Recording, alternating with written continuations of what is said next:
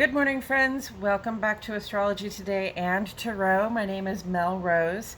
This is the Tarot portion in the second half of my daily astrology vlog, which you can check out on my other channel, Astrology Today with Mel Rose.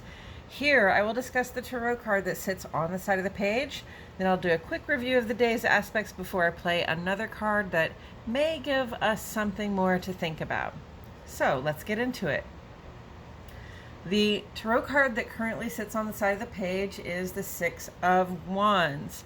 Six of Wands relates directly to the second 10 days or the second decan of the sun's transit in the land of Leo. Leo is a fire sign. Wands and tarot are fire. So here we have a symbolism for fire element that is about drive, spark, motivation, enthusiasm, excitement. I think gratitude really comes in there too, just like feeling lucky to be able to get to go and to move forward. If you know any fiery people in your life, then you know that there's also some restlessness there, some impatience, some impetuousness, sometimes like a tendency to act off the cuff without giving it much thought. So I'm going to sneeze.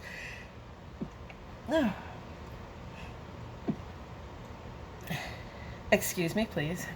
Okay, so here with the Six of Wands, we see a moment where someone has made an accomplishment, and it's such an impressive accomplishment that somebody has made laurel wreaths for their head and their staff, and they're sort of riding in from this accomplishment, well supported on a horse that seems to be richly dressed.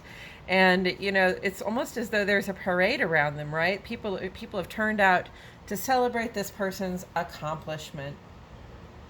And it is appropriate when you have worked hard, when you have, followed your passion and used your drive and your enthusiasm and you're just, I know we can do this sort of attitude to really bring home a big win, right? It is appropriate when you've done this to celebrate yourself, to ride the horse through town with the laurel wreath on your head and allow people to celebrate you, allow people to thank you for bringing pride and honor, however you have done that to the people, and appreciate yourself, pat yourself on the back, enjoy the fruits of your winnings. But listen, the wise way to use the capital gain from a victory like this, if you can, is not to just rest on your laurels, as they say, right? But to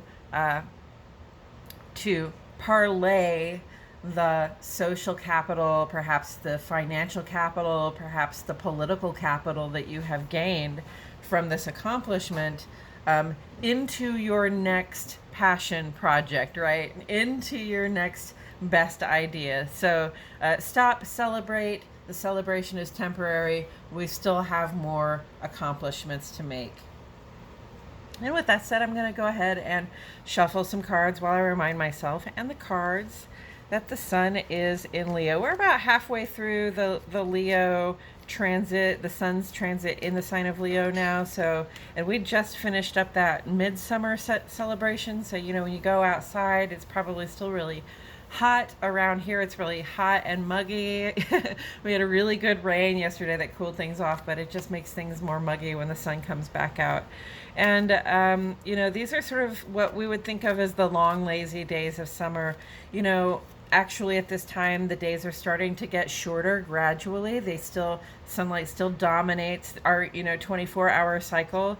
So definitely the sun is still in charge. Sun rules Leo. So, when the sun is in Leo, regardless of our own particular sun sign, we all sort of think of ourselves a little bit more like royalty, act a little bit more like royalty, stand up a little taller We want to be seen for what it is that we particularly bring. And so it's a good time to, shine, to show people how beautiful you are, how good you are at what you do, but also to show people appreciation for how beautiful they are and how good they are at what they do, because we are all under the influence of the Leo sun now. Okay, so give a little, get a little, right?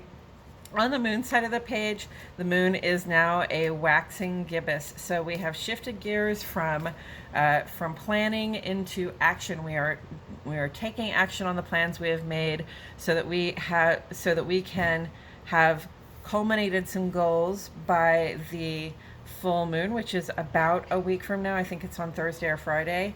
So yeah, so what are you working on? What are you taking action on? Do you feel yourself springing into action? The moon goes into Sagittarius today, just before noon, really.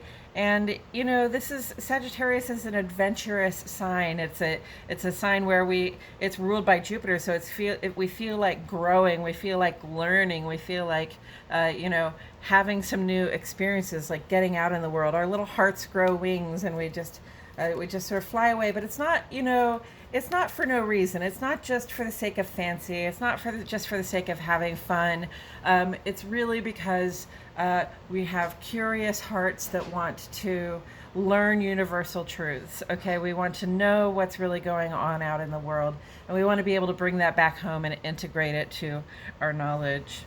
On the moon side of the page, we have a couple of really positive things going on here. The moon goes trine to Neptune very early this morning. Beautiful day for a daydream, even if you might still be in bed dreaming. If you wake up feeling that vibe where things are kind of dreamy, really anything that you made up in your subconscious while you were dreaming, awake or dreaming or asleep dreaming, might come across as a blessing. So I would keep track of, ask myself what kind of dream I had last night, see if I could remember for sure. Then there's a void of course moon going sextile to Pluto. Whatever comes up, in terms of deep recall, in terms of things we have remembered or things that we have just come to understand in a better way, we can work with that at this time to gain some healing. We have a void of course here that's 5 hours. I spelled the word hours incorrectly twice. That's great. It's 5 hours long, though. This is a great time because the moon's between its last aspect in the sign of Scorpio here, and when it enters the sign of Sagittarius. So in between, it's almost like it's not in a sign. And because that, we get like the moon's light, the moon's energy sort of unfiltered, so we can connect better with the moon, our internal moon, our hearts, our feeling, our intuition, with the external moon and how it represents spirit and the changing nature of everything. So during that void of course, get into your reflective practices, your meditation, your Tai Chi, your I Ching, your tarot cards, drawing, walking, dancing, whatever it is that you do to calm the mind and focus the intent so that you know how you feel and what you're going to do, right? What is your policy going forward, emotionally and intuitively? It's a good question to ask and to see if you can find an answer to during the void of course. Then the moon goes into Sagittarius and our little hearts grow wings and fly away. We become adventurers of the emotion and the intuition. And then this evening around 7:18, moon goes square to Mercury, and it's just sort of like we want to share what's in our heart and on our mind, but either the timing is wrong, or maybe we're coming across the wrong way, or maybe we seem impatient. We are sun and fire right now, so if you feel challenged around being able to say what it is that's on your heart and mind, remember it's just a 2-hour aspect. Give it some time, see how you feel a couple hours down the road, and then see what you need to say at that point. On the sun side of the page, we have all ongoing column. Pluto is retrograde, okay, and Neptune is retrograde, and it just came to me that this is This is these deep and total changes we're going through on the inside. It feels very personal, but everybody's dealing with it. And this is like the dispelling of illusions. So, you know, we we're going through these changes whether we like to or not. And a lot of us, I mean, I'm guilty of this too. I cling to things that are old and comfortable, and I can be kind of resistant to change at times. But I have become in the practice of being in radical acceptance of the fact that I'm going through changes all the time, and I like to grow and change. I like to expand my internal and external sense of what I can be, do, and have. Okay, so this is our time during these retrogrades with Pluto and Neptune to be practicing radical acceptance. We can see the truth, all right? So what we can see is true, is something that we can just learn to accept. And then Sun is quincunx to Saturn in retrograde. Saturn in retrograde wants to know if you are being responsible, you know, holding up your end of the bargain out in the civic sphere, out in the work life. And then Venus wants to know, are we holding up our end of the bargain in our personal relationships? And so there's a feeling of wobbly imbalance there. You know, it's not a complete opposition, but they're kind of far apart. It's hard to get both of those planets in your field of vision at the same time. So it can be like, well, which one do I focus on, right? We want to make sure that we have a good balance, you know, neither too much leisure and just kicking back and getting what we want, nor too much hard work on ourselves and just on the work that we're doing. Good fortune here with Sun trine Jupiter. Jupiter is in retrograde, so it's really turning those blessings of expansion and positive growth toward our internal. We're getting bigger on the inside right now, and it is a blessing, but it is also work. Okay, we have to know where it is that we're trying to expand, what it is we're trying to let go of, what we're trying to unfold. We have to, you know, focus in on that. And if you don't know what it is, use your void of course to go within and ask yourself, what is changing, you know, about me right now? What can I do to be more accepting and open to it? What can I do to expand rather than contract at the thought of change? And the Sun's trine here just says good fortune, good tidings, especially when we do that work, especially when we try to open up, try to unfold a little bit, try to at least make ourselves ready to be able to do that. And this leads me down to this business at the bottom of the page where we have a whole bunch of aspects kind of stuck together. Venus is sextile to Mars and Uranus while being square to Chiron. And Venus square to Chiron is very much like, you know, Chiron's retrograde is about, right now it's about taking a look at our own defenses that we've built up over the year around social wounds, around self-expression, and seeing which ones we can let go of. And Venus square to Chiron is like, hey, I have some complaints because, you know, I'm having a little bit of trouble getting everything that I need and desire here. And it seems like we have some defenses up in places where I could be receiving more energy, attention, affection, compensation, gifts. Venus likes to receive, right? So, you know, Venus is kind of working with Chiron right now, saying, hey, if you're dedicated to healing, be dedicated to helping me heal this part where I can better open up and let people know what it is that I need so that I can receive the things that I need and desire. And then Venus is working with Mars over here, very cooperative vibe, receptive and assertive. Okay, this is the sort of the divine feminine and divine masculine working together, cooperating to create something good. Very fertile time, so be careful about that, okay? But it's also a great time just to be creating with somebody that you get along with well and whose skills and talents complement your own. And then working together with Uranus here, which is conjunct to the North Node. They're both in the same place in the sky right now. And Uranus is conjunct to the North Node has been making us a little anxious about how we're going to get the stuff we like, right? You know, prices go up, supply chain problems exist. We're not able to receive the things that we set out to get. So that can bring in a little bit of anxiety there. But really, Venus's sextile to Uranus here says, you know, let's get creative. and I'm feeling more receptive. So let's go ahead and try something different. I'm open to trying something new and different, a different way of getting my needs met, an unconventional way of getting the things I need and desire. Let's do things differently now. So that's, to me, I think that's really positive.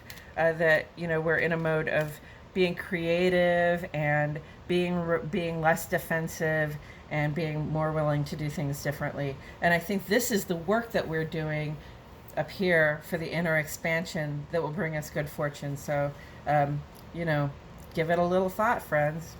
With all of that said, I'm going to go ahead and turn this card. Friends, we got the Eight of Swords. Is this in again? I was looking at a different tarot deck last night, and the Eight of Swords, it's an Arthurian legend deck, and so, a lot of the pictures don't have people in them. Some of them do, but not as many as this regular Rider-Waite style deck. And so what I saw in that picture was like a sword, and then like this sort of fallow land that looks a little bit like a marsh with shallow water, but no person standing there. And it made me think about sort of like the way an ostrich sticks its head in the sand. The way, if we blind ourselves, we can almost, fool ourselves into believing that nobody sees us. Or also, like when we get ourselves into a situation that perhaps we thought would be good for us, that we went for it because we thought it looked good, or we thought that that was the way to find the security that we wanted, or something like that. When we get into a situation like this, it made me think of the sort of disappearing act that we do into a life and a lifestyle that is not really us. And I think a lot of people can probably relate to that.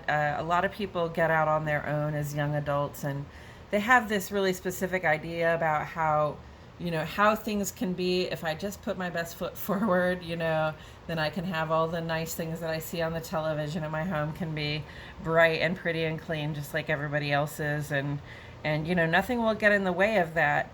And all I have to do is kind of like sell my soul for this job, or change myself completely to be in this relationship with this person I think is ideal, that kind of thing.